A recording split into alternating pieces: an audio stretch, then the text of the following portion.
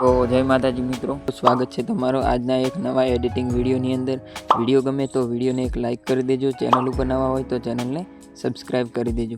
તો તમે જે પ્રકારનો ડેમો સ્ટેટસ જોયો એ પ્રકારનો સ્ટેટસ બનાવતા શીખવાનો છું.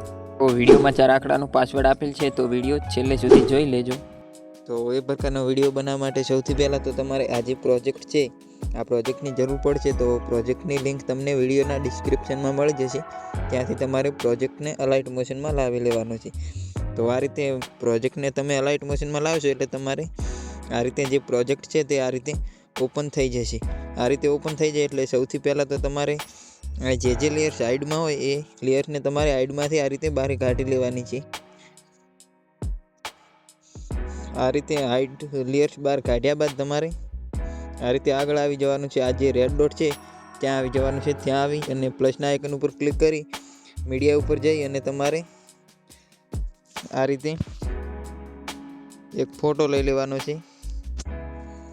આ જે ફોટો છે એને ફૂલ સાઇઝ કરવા માટે ઉપર જે 3 ડોટ છે એના ઉપર ક્લિક કરી અને આ જે ઓપ્શન છે એના ઉપર ક્લિક કરી દેવાનું છે. આ રીતે ક્લિક કરી અને આ જે ફોટો છે તેને આ રીતે લાસ્ટ સુધી ખેંચી લેવાનો છે. આ રીતે લાસ્ટ સુધી ખેંચ્યા પછી તમારે આ જે ફોટો છે એના ઉપર આ રીતે ક્લિક કરી રાખવાનું છે અને આ જે ફોટો છે એને આ રીતે નીચે લાવી દેવાનો છે. આ રીતે ફોટો લાવશો એટલે તમારે આ રીતે ફોટો એડ થઈ જશે. આ રીતે ફોટો એડ થઈ જાય એટલે તમારે આ જે ઇફેક્ટ ગ્રુપ છે ત્યાં આવી જવાનું છે. ત્યાં આવી અને આ જે લેયર છે એને આ રીતે ઉપર જે 3 ડોટ છે એના ઉપર ક્લિક કરી અને અનગ્રુપ કરી લેવાનું છે.